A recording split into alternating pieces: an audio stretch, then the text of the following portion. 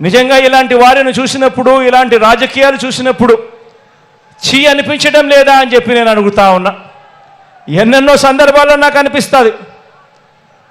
పొద్దున్నే లేచినప్పుడు ఆ ఈనాడు పేపర్లో ఏం జరుగుతూ ఉందని ఒకసారి చూస్తా.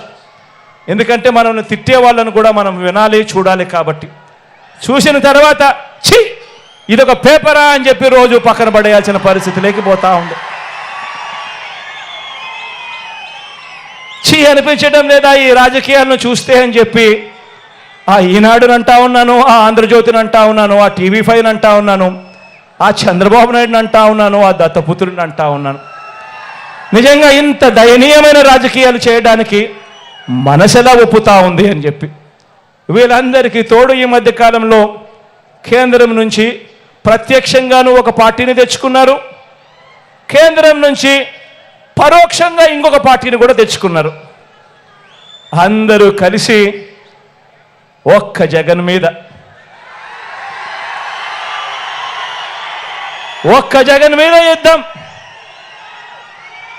ఇంతమంది ఏకమై ఒక ఈనాడు, ఒక ఆంధ్రజ్యోతి, ఒక TV5, ఒక చంద్రబాబు, ఒక దత్తపుత్రుడు, ఓ బీజేపీ, ఓ కాంగ్రెస్, వీళ్ళంతా సరిపోవడం లేదు అని చెప్పి నా చెల్లెలిద్దరిని కూడా తెచ్చుకున్నారు.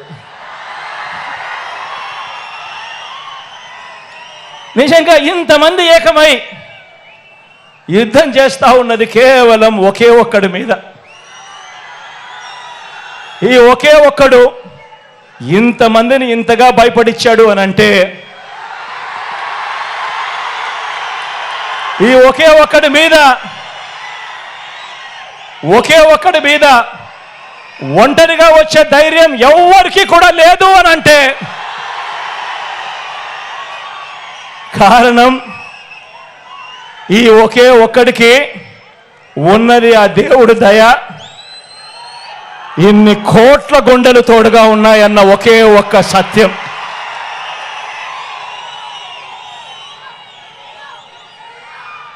ఈ 75 ఏళ్ల బాబునే చూడండి.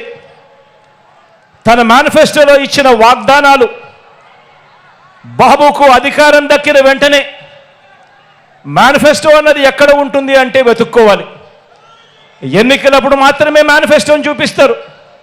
మేనిఫెస్టోను టీవీలలో అడ్వర్టైజ్మెంట్ ఇప్పిస్తారు, పేపర్లలో అడ్వర్టైజ్మెంట్ ఇస్తారు, ఇంటింటికి పాంఫ్లెట్లు కొట్టి కూడా పంపిస్తారు. ఎన్నికలు అయిపోయినాక మేనిఫెస్టో ఎక్కడుంది చంద్రబాబు నాయుడు గారిది అని చెప్పి వెతుక్కుంటే కూడా ఎక్కడా కూడా కనిపించదు. వెబ్సైట్లలో కూడా లేకుండా మాయం చేస్తారు. పొరపాటున ఆ మేనిఫెస్టో ప్రజలకు మళ్ళీ గుర్తుకొస్తే చంద్రబాబు నాయుడు గారిని కొడతారేమో అని చెప్పి భయం. నిజంగా ఇదొక రొటీన్ వంచన. మళ్ళీ ఎన్నికలు వచ్చేసరికి మరో కొత్త మేనిఫెస్టోను మళ్ళీ తీసుకొస్తారు, మళ్ళీ కొత్త వాగ్దానాలు మళ్ళీ ఇవే చెప్పుకుంటూ పోతారు.